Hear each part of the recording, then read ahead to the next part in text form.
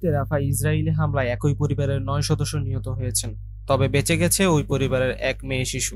পরিবারের একমাত্র বেঁচে যাওয়া সদস্য সে। আল জাজিরা এ খবর দিয়ে জানিয়েছে, রাফায় আবু তাহা পরিবারের সদস্যরা বাড়িতেই ছিলেন। সেখানে হামলা চালায় ইসরায়েলি বাহিনী। পরিবারটির এক প্রতিবেশী কাতার ভিত্তিক সংবাদ মাধ্যমটিকে জানায়, হামলায় বাড়িতে থাকা পরিবারের ৯ সদস্যই মারা গিয়েছে। তিনি শুধু পরিবারের এক মেয়ে শিশু সদস্যকে ব্যালকনি থেকে বের করে আনতে সক্ষম হয়েছেন।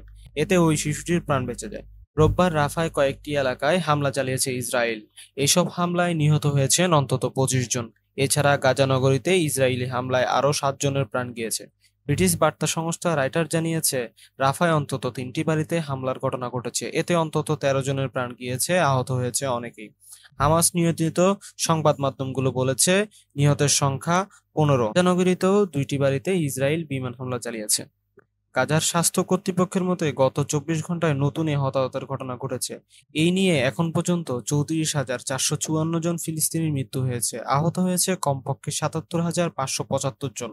আর হামাসের হামলায় ১১৩৯ ইসরায়েলি নিহত হয়েছে। তো বন্ধুরা, এই ছিল আমাদের আজকের নিউজ। নতুন নতুন নিউজ আপডেট পেতে এখনই আমাদের চ্যানেলটি সাবস্ক্রাইব করুন এবং পাশে থাকা বেল আইকনটি ক্লিক করে নিন। ধন্যবাদ।